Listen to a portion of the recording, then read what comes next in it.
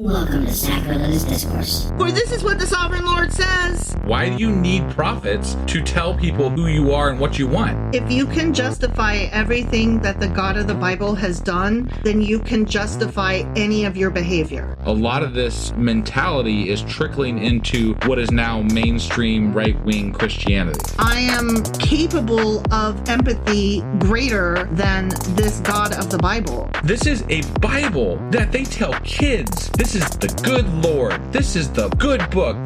He is fantasizing about murder, mass murder. Head over to sacrilegiousdiscourse.com right now to find out how to leave us a review or support us on Patreon.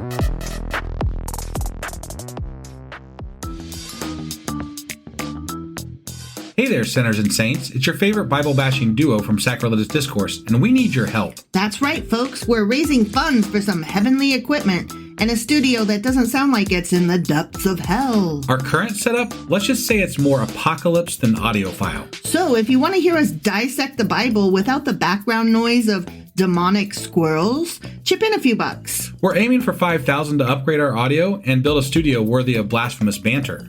Donate today and help us spread the good word of atheism. You can find a link right on our homepage, sacrilegiousdiscourse.com. Every dollar counts. Even if it's from your collection plate.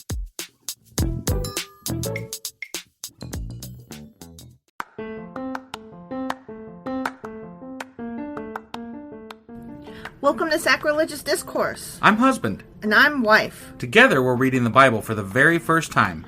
We grew up without religion and wanted to know what all the fuss was about. Well, what have we learned so far? That God is a dick, and apparently some people believe in talking donkeys. We're not trying to pass ourselves off as experts. Nope, we're just reading the Bible for the first time and giving our first take reaction. If you'd like to join us in this venture, you might consider starting at episode 1. Otherwise, jump in wherever you like. All right, let's go read the Bible. Yeah, let's get to it.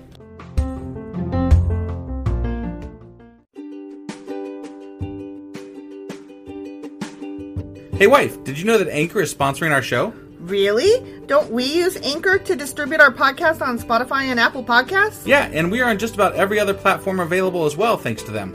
Why do we use Anchor as our podcasting service? Well, they make editing and distributing our show a breeze. What if one of our listeners wants to start their own podcast? Then they should head over to anchor.fm or download the app to get started. Awesome! You guys should go do that right now! Husband! Wife! Do you remember what happened yesterday? Let's see. We had King Solomon now, and Yes. he knows everything. About everything. Everything. Yeah. And Well, actually... Right. And that's all I got. All I got. There were 12 districts. That's right. We were in the Hunger Games. I forgot. Yeah. Also, I looked up who is Ben-Hur because I was like, I thought that was a Jesus guy, not a Old Testament guy. And it turns out I was right. What? Yeah. Okay, so this is probably something that could have been covered in the Q&A, but I'm going to talk about it and then when we come back from break. Oh, okay. Because I'm just so, like, what? I'm intrigued a little bit because I'm like, well, why would there be... I mean, I guess I know why there's more than one everybody in this fucking book, so... Well, not Ben-Hur. Okay, now I'm really... I'm slightly unhappy at the moment, so... So let's go to break, and then when we come back, we will do 1 Kings chapter 5. All right, sounds good. Yeah. Hey, wife, do you like coffee in the morning? I sure do, husband. Morning, noon, night. Which reminds me, I need to add that to our grocery list because we're running low. Wait, before you do that, check out the website ungodlybrew.com where you can purchase a pound of your favorite flavor of coffee. What if I want more than 1 pound? Either order a larger amount, or better yet, get 10% off by setting up a subscription for every 2 weeks, or a month, or whatever works for you. Did you set up something special for our listeners? You know I did. Exclusive for our listeners, get an additional 10% off subscriptions by entering the code SACRILEGIOUSCOFFEE at checkout. That's a hellishly good deal. Ungodly Brew is hellishly good coffee. Okay, so before we jump into 1 Kings chapter 5, Yeah. I gotta tell you about Ben-Hur. I'm so curious now. Okay, well, first of all, first, you were right and I was wrong in that it was Ben-Hur. Right. And that was the name we had heard. And I have no idea at this point what I was thinking of yesterday, where that would make me say, no, I know what you're thinking. That no. So Right. I was totally wrong. I humble myself before you. Why, You thank were you. right. Okay. But having said that, I Yeah. was like, but that doesn't make any fucking sense. Because I just knew that Ben-Hur was a Jesus-y guy. Okay. Okay, well, here's the thing. The only place that Ben-Hur is mentioned at all in the Bible, we just read it.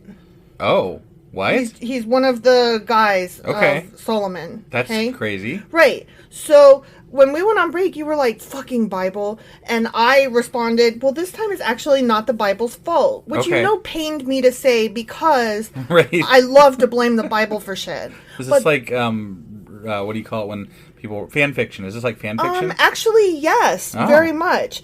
So the author Lew Wallace wrote a book back in like forever ago before Yeah. silent films were around. Oh, wow. Yeah. And so it was very best-selling. It outsold the what am I trying to think of? A really popular fucking book. To Kill a Mockingbird. Yeah, that one. And what's the one with the Civil War and Scarlett O'Hara and you know the one Civil War. As God is my witness, I'll never go hungry again. Oh, come on. I know. And It's on the Red. tip of my tongue. Rhett Butler or some shit like that. Yeah. Okay, well, I hate that movie and that book, so Yeah, right. that's why Right. we can't think of it. It's just not in our zeitgeist. Yeah. But that, okay? Sure. Very popular, best-selling books here. Okay. To Kill a Mockingbird and Right. that And that other one. other one. The one That's- yeah, Gone right. with the Wind. Yeah, that. Gone with the Wind. Yeah. Okay. I know everybody that's listening. They're like, you They idiots. were shouting Fucking at the micro, idiots. or they were shouting at their speakers. Yeah. Gone with the Wind. Okay. So it was more best-selling than those. And it was called, the book was called Ben-Hur, A Tale of the Christ. Okay. Okay. And it's just some fiction-y thing where this guy is...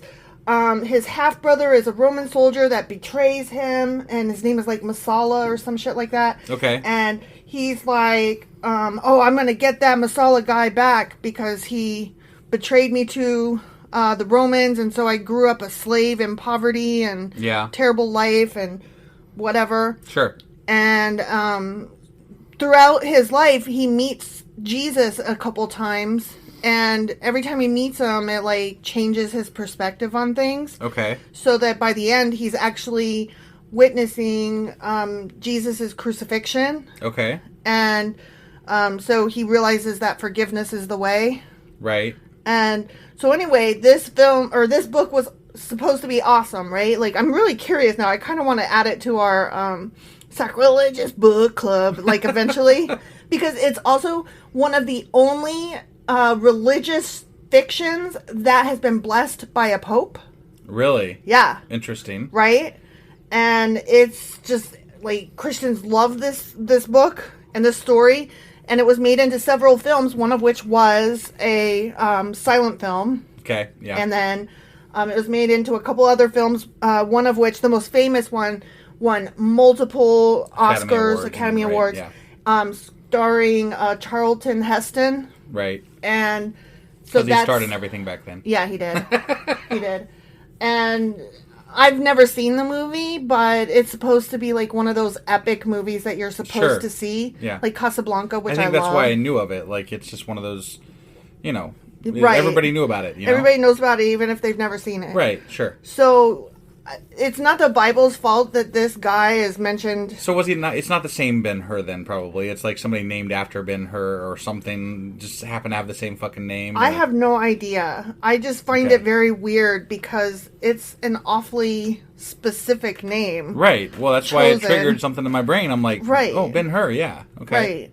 So I don't know why this guy picked an Old Testament name that was like a leader of one of Solomon's districts. Right. And made him into a New Testament character. Yeah. Right. That's really weird. It's weird. Yeah. I mean, maybe he was just struggling for a name, and he's like, "Oh, this one will do." He's only mentioned once in the Bible, so no one will know anything about it. It's not like this is going to go on to win awards or anything. Like, what writer actually believes that, right? Right. Like, Yeah. Well, like this is. Oh, nobody's going to like this book. Oh, my work is trash. Yeah. Right. Okay, so that was interesting. Just had to get that out there real quick. Yeah, no, that's cool. And now on to what we are supposed to be talking about, which is 1 Kings chapter 5. All right, let's do this. Let's do this. Yeah. Okay.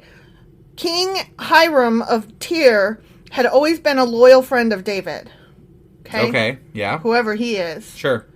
When Hiram learned that David's son Solomon was the new king of Israel, he sent ambassadors to congratulate him. Ambassadors, huh? Ambassadors. You know, the doors. Yeah. Ambassa ones. Right, yeah. Yeah, to congratulate him. Then Solomon sent this message Jesus. back to Hiram. Okay. Gone with the wind. You know that my father David was not able to build a temple to honor the name of the Lord his God because of the many wars waged against him by surrounding nations. Right. He could not build until the Lord gave him victory over all his enemies. Actually, I thought God didn't want him to build a temple because he was fine in the sanctuary that he was in. A temple for the ark is different from a temple at which we worship. Okay, but it's separate. It's also a place that they're going to... Like, it's a permanent place for the ark, too, is what they were talking about, I thought. Two separate things you're talking about. Okay. He wanted to build a temple specifically for the ark, but God told him no. But he also was building up the city and wanted to build temples for the people to worship at. He told David no, not Solomon. Right. That's what I meant. Right. Yeah. Okay. But now the Lord my God has given me peace on every side. I have no enemies and all is well. So I am planning to build a temple to honor the name of the Lord my God, just as he had instructed my father David. For the Lord told him, your son, whom I will place on the throne, will build the temple to honor my name. Oh, that's right. That was said. Okay. Yeah. All right. Therefore, please command that cedars from Lebanon be cut for me. Let my men work alongside yours, and I will pay your men whatever wages you ask. Damn. As you know, there is no one among us who can cut timber like you Sidonians. Yeah. They're good timber cutters. You know. Sidonians. Duh. I mean, when you need timber cut, who are you going to call? Those are the best timber cutters. Why would you call anybody else? I always call the Sidonians. And when you need to kill a ghost, you call the Ghostbusters. Obviously. That's what you do. These are the things that you do. Right. So it is Sidonians written. for wood and chopping. This is the way. And Ghostbusters for ghosts. Right. So, Duh. yeah, right. This is obvious shit, you guys. Totally. Elementary school. Ben-Hur, Gone with the Wind. Sidonians. Get your shit together. Right. Sidonians. When Hiram received Solomon's message, he was very pleased. And of course he was pleased. He's like, we're getting money from this guy. Right. He praised us and said that we're the best. And we can charge whatever the fuck we want. Right. Man. Right. And then on top of that, like, he's like, we're at peace. Yeah. You know? Yeah. So there was nothing bad in that letter. That was a very well written letter. Yeah, it's good. Praise the Lord today for giving David a wise son to be king of the great nation of Israel. That's what Hiram was saying. I feel like we're going to get really sick of people praising fucking Solomon and shit. Yeah. Like, you know. I feel like we're going to get sick of that, and then we're also going to get sick when we get to all his songs. That's going to really make me sick. I've already put that out of my mind. I'm like, no, that's not going to actually happen, right? No, it's going to happen. It's happening. It's happening. I don't want it to actually happen. I'm pretty sure that's what most of Chronicles is. Fuck. Yep. Then he sent this reply to Solomon. I have received your message, and I will supply all the cedar and cypress timber you need. My servants will bring the logs from the Lemonade Mountain, Lebanon Mountains to the Mediterranean Sea and make them into rafts and float them along the coast to whatever place you choose. That's actually how they used to do it, so that's really cool. Good on them. Yeah. Then we will break the rafts apart so you can carry the logs away. You can pay me by supplying me with food for my household. But wait, that's what the districts do. Yeah. Oh, you need more fucking food? No. This guy is saying... You can pay me and my men by giving me food. So, but he doesn't really have to pay him because the districts have to pay him. I'm like, I don't want this to be my month, man. I'm not gonna feed you and the fucking Sidonians. Right. And I know their fucking timber chopping's fucking state of the art, but dude, I only signed up to feed the king. Here's my thing. It's all well and good that you're like, you don't have to pay us, just give me food. You just signed up your guys to do all this work, and they're not getting paid from anybody. Well, we don't know that. They might get paid. They're not getting probably paid not. from Solomon. This probably goes to the guy that runs the forced labor camps. Yeah, so, it's slaves. Right. Yeah, so that's gross. Yeah. So Hiram supplied as much cedar and cypress timber as Solomon desired. In return, Solomon sent him an annual payment of 100,000 bushels of wheat for his household and 110 gallons of pure olive oil. Wow. God damn. That's a lot of oil. I mean, sounds like that's probably a lot of stuff. That's a lot of olives that they squeezed. Right? Yeah. Could you squeeze oil out of an olive?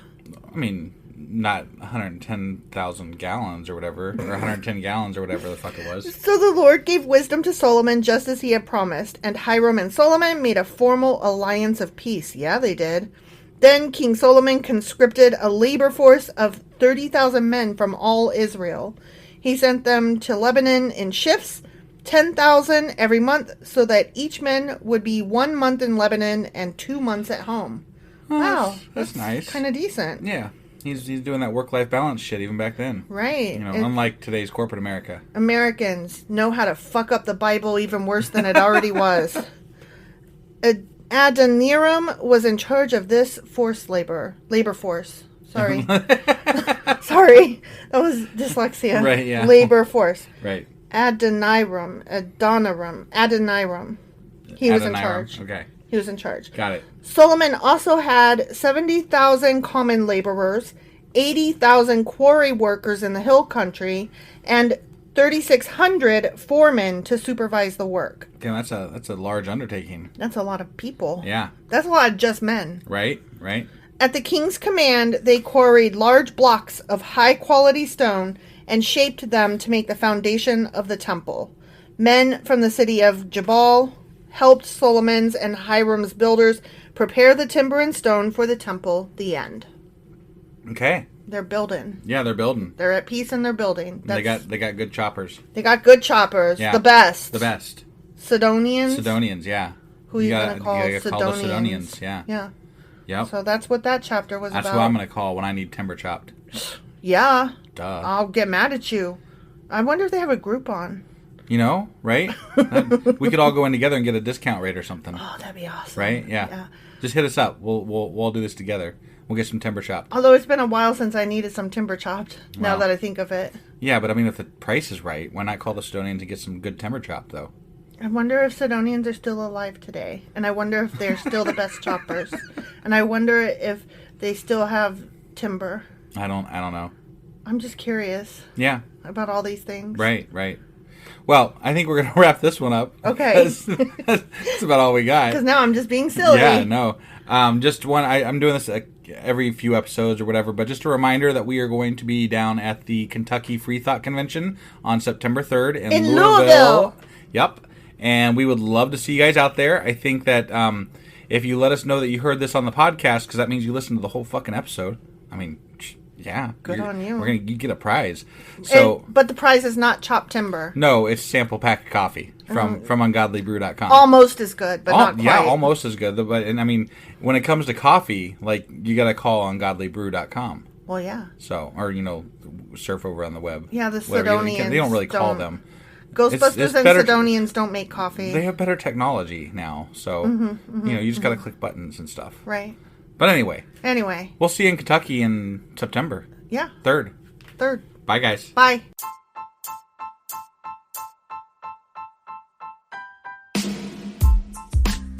Hey, wife. I guess that's the end? But husband, that's just sad. It doesn't have to be. We are on lots of social media platforms like Twitter. Our handle there is sacrilegious_D. For D's nuts. Oh my God. Stop doing that. Anyway, we're also on Facebook, Instagram, and Pinterest. There's a link to all of our social media sites at our website. Ooh, we have a website? Yeah, it's sacrilegiousdiscourse.com, where you can also find a link to our merch shop. We have a merch shop? Yep. We have podcast-themed clothing, mugs, notebooks, and more, as well as an atheist and science-themed products. Wow, our fans should really go check that out right now. Definitely. They can get in touch with us by sending an email to sacrilegiousdiscourse@gmail.com. But before they do that, we could really use some help. Oh yeah? With what? Well, it's not free running the podcast, and we need some financial support in order to get better equipment, which will free up time so we can concentrate on our podcast and our fans. Okay, so what should they do? Head over to patreon.com/sacrilegiousdiscourse and sign up as a contributor on our podcast.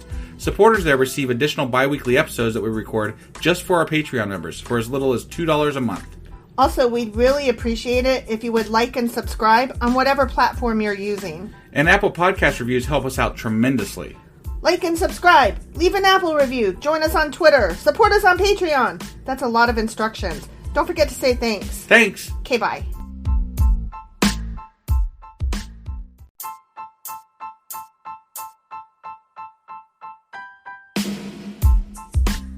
Hey, wife, I guess that's the end? But husband, that's just sad. It doesn't have to be. We are on lots of social media platforms like Twitter. Our handle there is sacrilegious_D. For D's nuts. Oh my God. Stop doing that. Anyway, we're also on Facebook, Instagram, and Pinterest. There's a link to all of our social media sites at our website. Ooh, we have a website? Yeah, it's sacrilegiousdiscourse.com, where you can also find a link to our merch shop. We have a merch shop? Yep, we have podcast-themed clothing, mugs, notebooks, and more, as well as an atheist and science-themed products. Wow, our fans should really go check that out right now. Definitely. They can get in touch with us by sending an email to sacrilegiousdiscourse@gmail.com. But before they do that, we could really use some help. Oh yeah? With what? Well, it's not free running the podcast, and we need some financial support in order to get better equipment, which will free up time so we can concentrate on our podcast and our fans. Okay, so what should they do? Head over to patreon.com/sacrilegiousdiscourse and sign up as a contributor on our podcast. Supporters there receive additional bi-weekly episodes that we record just for our Patreon members for as little as $2 a month.